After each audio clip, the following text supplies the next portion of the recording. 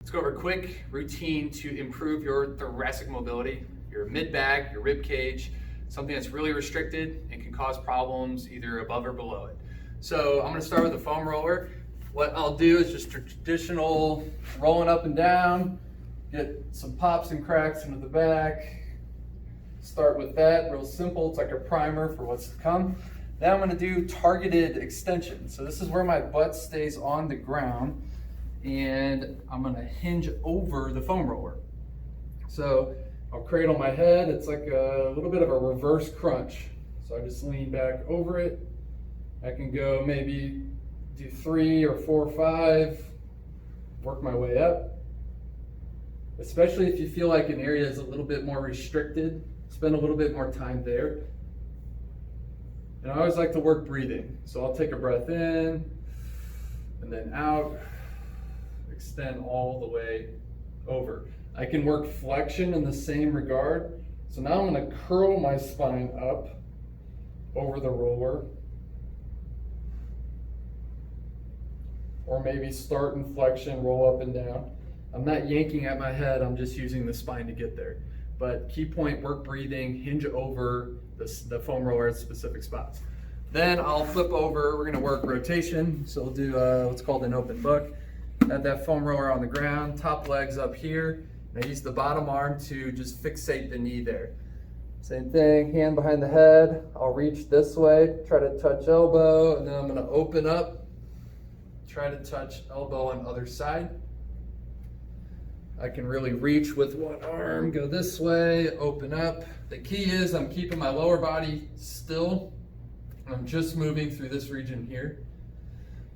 Always work breathing, so I breathe in, out, all the way through there. So that's what we call an open book.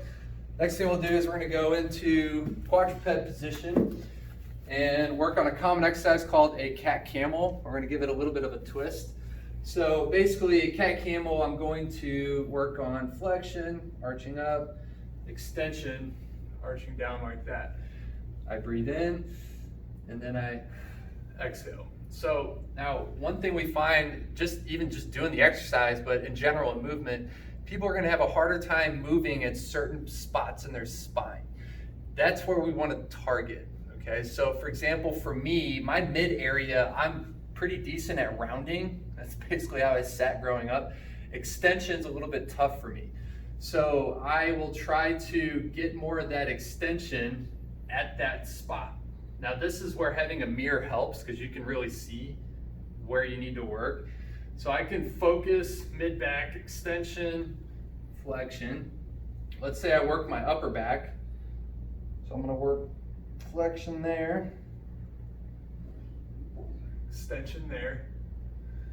Or I can start lower, so I can work on lower back, flex, flex, flex, flex, flex, come all the way up.